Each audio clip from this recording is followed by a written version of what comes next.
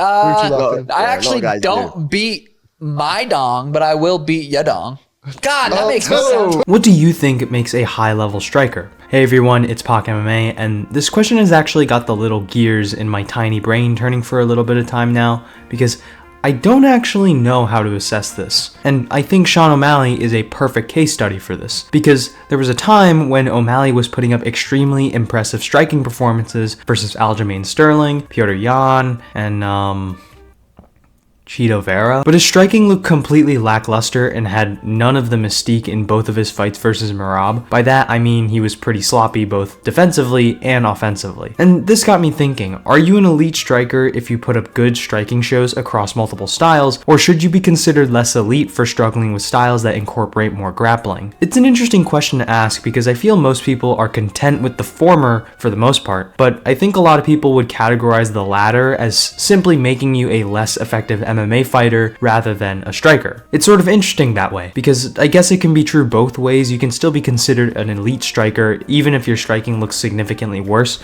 when fighting a very takedown heavy opponent. And now I know I talk a lot about Merab on this channel, and I want to clarify that obviously he's an exception to many of the topics, but here we have some direct comparisons to make, like to Petr Yan and Corey Sandhagen. With that out the way, what does make you a high-level striker? Is it an efficient and consistent offense, or do you need to have good defense to also be considered elite? You see why this question is sort of interesting, right? I consider Sean O'Malley to probably still be an elite striker despite the dramatic fall off in his last two performances, but his defense has always been pretty shaky. He's definitely been helped by having a solid chin. But anyway, this video is specifically about breaking down O'Malley's striking framework because I figured that would be a more unique video compared to a breakdown of his upcoming fight with Song Yadong at UFC 324, since I just did a breakdown with the main event. So finally, let's get started. The basis of O'Malley's striking comes from his ridiculous frame for bantamweight. He's listed at a height of 5'11" with a 72-inch reach. Significant to mention these as the average height for the bantamweight division is 5'7", while the reach is about 70 inches. So Sean is likely to have a significant height and reach advantage for the most part. And with that, I think we can start to outline how his system will be built around his attributes. First, understand what O'Malley's true kill shots are. What does he finish people with? It's his backhand and his long knees to the head. He hasn't actually finished anyone with the knee, I don't think, but it's a finishing strike. He's just landing it really hard rather than finishing his indestructible opponents. The reason we label the kill shots first is because these are the strikes he's trying to land. They're his most damaging, potent, and easy to blend into combinations. These are the shots in his combinations that he sequences to land. These are the shots he's trying to set up. But how exactly does he do that? For one, O'Malley, I guess he used to, managed distance very well. The first strike he typically fully commits to in most fights is a teep. This is one of his go-to weapons from range, as it tells him a ton of information depending on his opponent's reaction. Usually if it lands and the opponent walks forward to get the distance back, he uses that tell as the go to plant and throw that cross or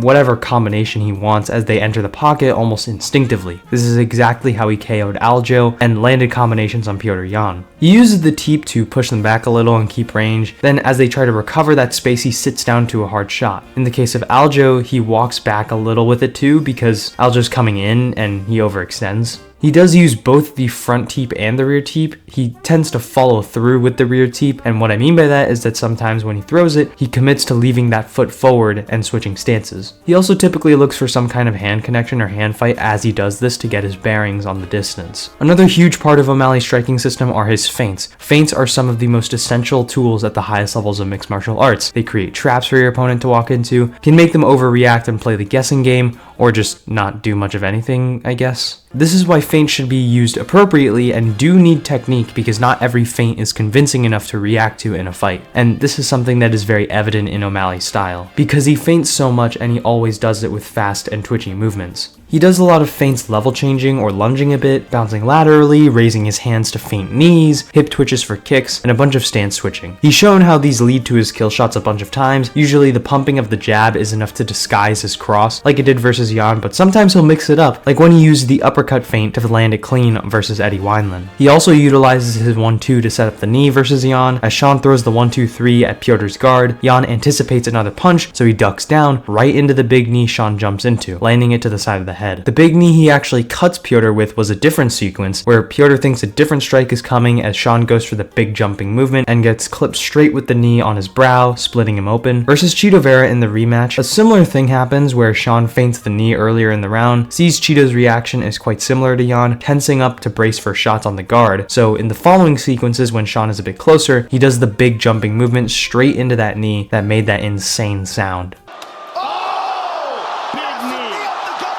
Overall, it's pretty interesting to see Sean's striking kit revolve so much around his big knees to the head and that sniping cross because they both do land often enough. He clearly has these well baked into his system of setups along with that TP he loves to throw. Now this isn't to say Sean's striking is perfect because he does get caught quite a lot by good fighters, yes, but some better than others. Even in what most people considered a masterclass of the Cheeto Vera rematch, in the 4th round, Sean let it get away from him pretty dramatically, and Cheeto was pouring it on, which may be more of a cardio issue, but we've seen Sean now be extremely vulnerable to pressure. It's clear that when his back is against the cage and there's a takedown threat, he tends to panic a bit and try to move laterally away from the fence, which seems to work sometimes, but usually he gets trapped and is typically way more hittable the closer he is to the fence. Marab landed strikes on him, so did Cheeto, and Jan didn't as much, but still had success there. One thing I want to mention before I end off here is Sean's distance management and what exactly that means. You'll see Sean look for this lead hand connection with the lead hand of his opponent, and unlike most fighters, he looks to grab their hand and post on it almost. So the distance he manages is him keeping his arm extended on the opponent as they move in and out and change the distance between them. They move forward, Sean moves back a little with the lead hand connection. They move backward, Sean can move forward to keep the same space if he wants to. This also means when he gives up the connection to feint or what have you, his opponent is likely to make some kind of linear movement, whether it be forward or back, now that Sean doesn't have the direct control of range on the feet. But with this, similarly to the teep movement system we talked about earlier, this can be used as a tell for Sean to commit to a feint or throw a strike as he lets go of the lead paw and observes for his opponent's reaction. Overall, Sean has got some great tools to find range. He uses the lead hand connections very well to keep space, and he uses his kill shots pretty sparingly, but they're quite vicious and typically land really clean. It's when he has to deal with crazy pressure and a variety of attacks like Marab and even Pyotr Jan's show is when he starts to struggle, becomes less accurate and sloppy, eventually start to drown to being overwhelmed. I don't think you'll have to face this against Song Yadong, as Song hasn't really shown up in the form I would want him to be in to beat a guy like O'Malley. If this is Song from a couple years ago, I pick him any day, no question, but this current version of Song is just like weirdly less snappy, and he hasn't used his offensive wrestling in a minute. I'd like to see something a bit different if I am going to pick him, but who knows, the current version of O'Malley may also look wildly different, so we'll have to see. This has been Pac MMA. Thank you all for 1,000 subscribers. I've never taken this much of a break from between videos since the Pantoja van breakdown, but I got terribly sick, so forgive the upload schedule. It'll be back to normal soon, but thank you for watching. I hope you enjoyed the video. Please like,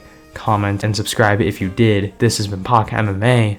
Goodbye. I'd love one of them pink elephants, even just to see one. Let me see Fulton one. will. Yeah, look, right here. Where? I'm coming to you. Yes, in his hand. Top floor. Wow. Okay.